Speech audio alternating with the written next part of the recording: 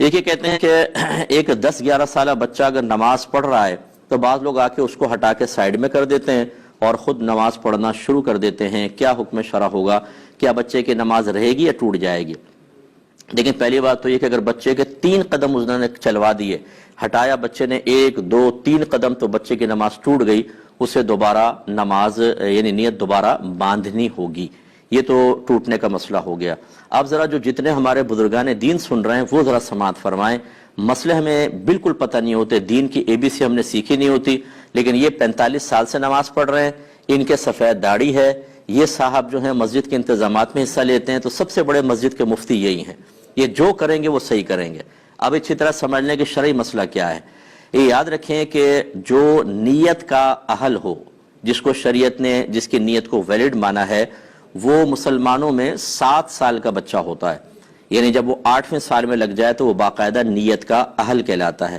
اس سے چھوٹا بچہ جو ہوتا ہے اگر نماز کی نیت باندھ بھی لے تو اس کی نماز نہیں کہلاتی، کیونکہ وہ نیت کا اہل نہیں ہے. ہاں اگر سمجھدار بچہ ہے 6-6.5 سال کا مثلا اور بڑا بھی لگتا ہے تو ٹھیک ہے، اس کا بھی اعتبار کرنا چاہیے، لیکن عمومی طور پہ نیت کا اہل 7 سال کا بچہ ہوتا ہے، اسی لیے اس کو سمجھدار بچہ کہتے ہیں.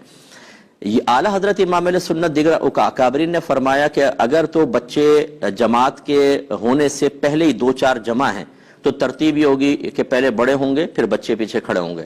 لیکن اگر ایسا نہیں ہے، 7 سال سے بڑی عمر کا بچہ اور وہ صف کے بیچ میں کھڑا ہو گیا، کہیں پر بھی کھڑا ہو گیا، تو چونکہ وہ نیت کا اہل ہے، اور جو نیت کا اہل ہوتا ہے وہ جماعت میں مکمل طور پر شامل ہونے کی صلاحیت رکھتا ہے، اور اس سے قطع صف نہیں ہوگی.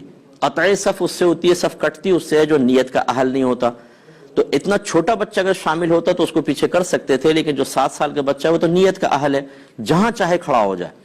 اب یہ صاحب آ کے اس کو پیچھے کرنا شروع کر دیتے ہیں. کیوں کر رہے ہیں آپ یہ بتائیے؟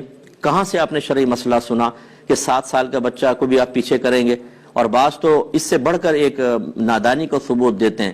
بچوں کہتے ہیں بیٹا صف کے کونے میں چلے جاؤ. کیوں چلے جائیں؟ اگر وہ صف پہ کھڑے ہونے کے قابل نہیں ہے تو کونے میں بھی صف ہے، وہاں کیوں بھیج رہے ہیں آپ؟ لیکن کچھ پتہ نہیں ہے دین کا، کچھ پتہ نہیں ہے کہ کیا ہے مسئلہ، وہاں چلے جائیں. تو اب 10-11 سال کا بچہ تو یہ بہت بڑی عمر کا بچہ ہوتا ہے، کہاں 7 سال کہاں 10-11 سال کا بچہ.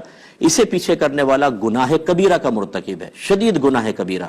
اس لیے کہ نبی کریم صلی اللہ علیہ وسلم نے نمازی کے آگے سے گزرنا منع کیا اور فرمایا کہ گزرنے والا جانتا کہ میرے اس گزرنے میں کیا گناہ ہے تو وہ اس قدم کو اٹھانے سے جو اس نے نمازی کے آگے سے گزرنے کے لیے اٹھایا، وہاں پر 40 سال تک کھڑے رہنا پسند کر لیتا، لیکن گناہ نہ کرتا. جہاں قدم اٹھانا سامنے سے نکلنا گناہ ہو، وہاں آپ یہ کندھے سے پکڑا، آپ نے یہ دھکیل دیا اس کو پیچھے اور خود آ کے کھڑے ہو گئے.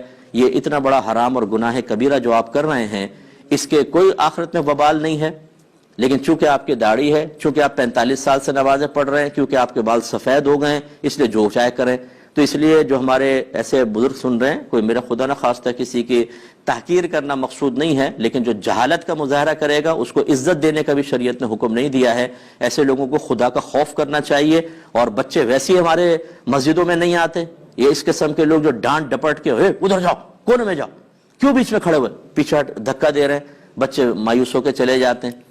اس سے بہتر ہے کہ آپ مسجد میں نہ آئیں، کیونکہ آپ کو پتہ ہی نہیں کہ کیا کرنا ہے کیا نہیں کرنا، آپ الٹا گناہگار ہوں گے. آخری وقت اپنا وہاں پہ اپنے گھر پہ اللہ اللہ کریں، یہ زیادہ بہتر ہے آپ کے لیے. چہ جائے کہ آپ بغیر علم کے مسجد میں آ کے فتنہ فساد کریں. بعض اوقات بچے اتنا شور نہیں کرتے جتنے اس قسم کے لوگ شور مچاتے ہیں. اتنا شور ہوتا ہے، چیخ چیخ کے بچوں کو کہہ رہے ہوتے ہیں. بھائی اگر وہ بچے شور مچا رہے ہیں مسجد میں، غلط کر رہے ہیں، لیکن آپ جو ڈبل شور مچا رہے ہیں وہ تو خلاصہ کلام یہ ہے کہ برا نہ مانیں.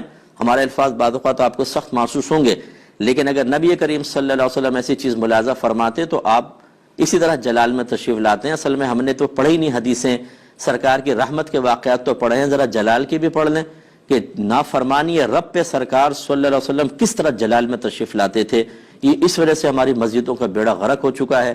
جو لوگ صاحب علم نہیں ہیں وہ ایسے بھی آپ کو ملیں گے کہ اگر کوئی عالم سمجھانے لگے گا وہ اس کے خلاف ہو جائیں گے. نہیں، ہم جو کر رہے ہیں وہ صحیح کر رہے ہیں، آپ غلط کہہ رہے ہیں. صرف اپنی ایگو، انا، صرف اپنا وہ پن، بڑا پن، اور یہ سوچنا کہ اگر میں ان کی مان لوں گا تو پوری مسجد کہے گی آپ کو تو پتہ نہیں تھا. اس آپ نے آپ کو جھوٹی عزت کے دائرے میں لانے کے لیے اور جھوٹی حقیقی ذلت سے بچانے کے لیے اس طرح کے معاملات. تو بہرحال ایسے بچوں کو بالکل نہ روکا جائے.